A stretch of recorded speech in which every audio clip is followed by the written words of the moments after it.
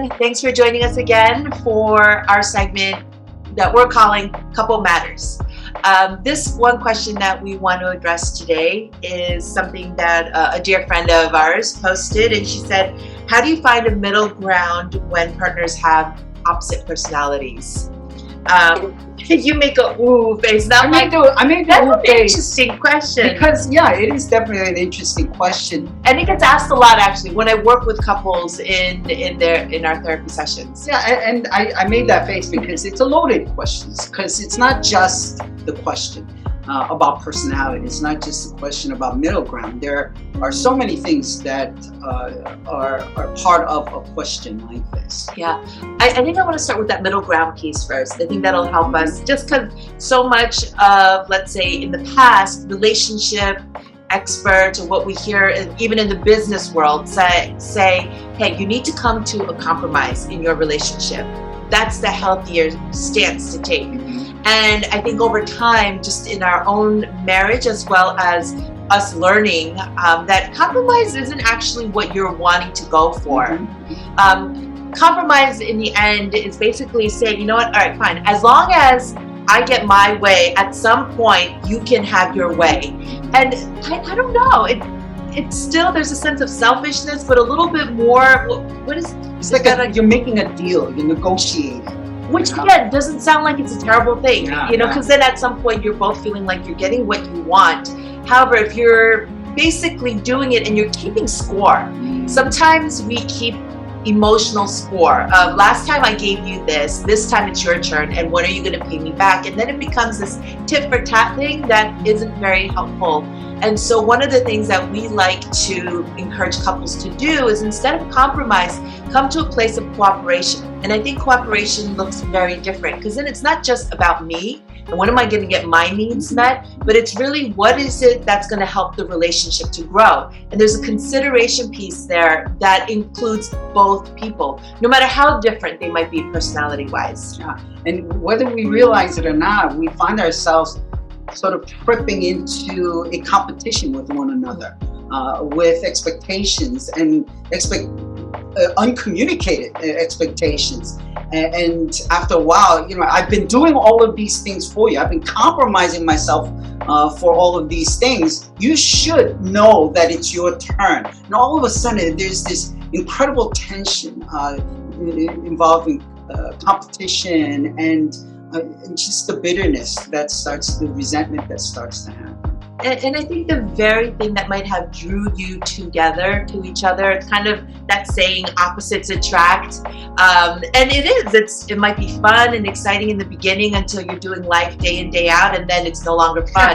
And that opposite, the personality differences seem so wide, it like develops this chasm instead of learning how do I actually appreciate my partner for the differences that there are. Because I imagine, let's say, and the difference between introverts and extroverts. If one person wants to go out and the other person just wants to stay home and spend quality time, and the other person say, come on, let's go to these outings, and let's have fun together in that way. There's, again, we can hash that out in so many different ways, but one might end up feeling hurt, frustrated, angry, leading to resentment.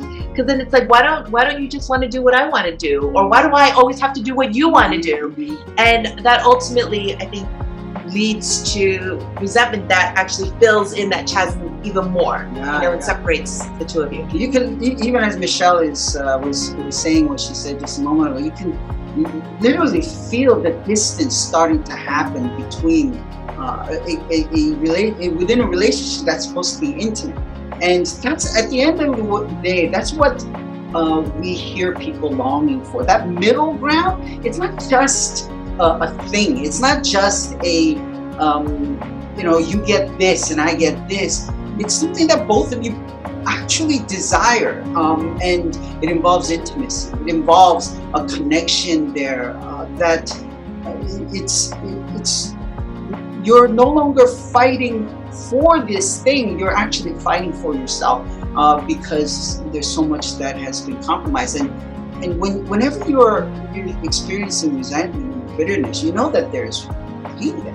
There's woundedness there, and that really needs to be addressed. You can't just tiptoe around it and think that you can actually find the middle ground, unless that's I think addressing that is definitely key to maybe recapturing the relationship. And I think it's learning how to appreciate or reappreciate your partner, right? Reappreciating each other, especially as over the years, if those differences have felt like it's pulling us apart. And so I think, we can talk so much about this too, but I think at the end of the day, it really is, what does it look like that enables us to really embrace each other for the differences that there are, rather than trying to change the other person, because then that's what it ends up being. Like, I wish you would change and you wouldn't be this way. Why can't you change for me? And I think when we can accept some of these differences and not try to change our partners, and ultimately talk to each other, communicate what are the expectations that you have, and in that, what makes sense, right? And then it goes back to that willingness piece that we've been talking so much about in these clips. The willingness to step into our partner's worlds, the willingness to experience their likes, their interests. And again, I think part of all this too, just kind of on a bigger macro scale, is just the consideration of not just the personality differences, but what are some of the cultural components. And I'm not just talking about ethnic cultural opponent, what did I say? Ethnic cultural components. Thank you. That's what I say.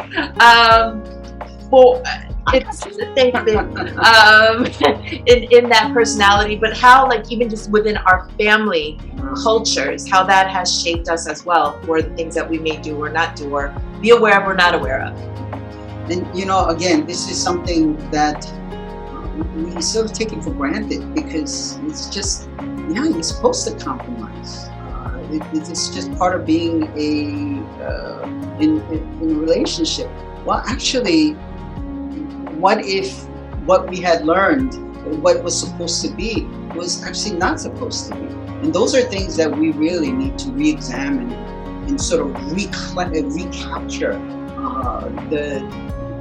the things that we want to communicate, and to do it well.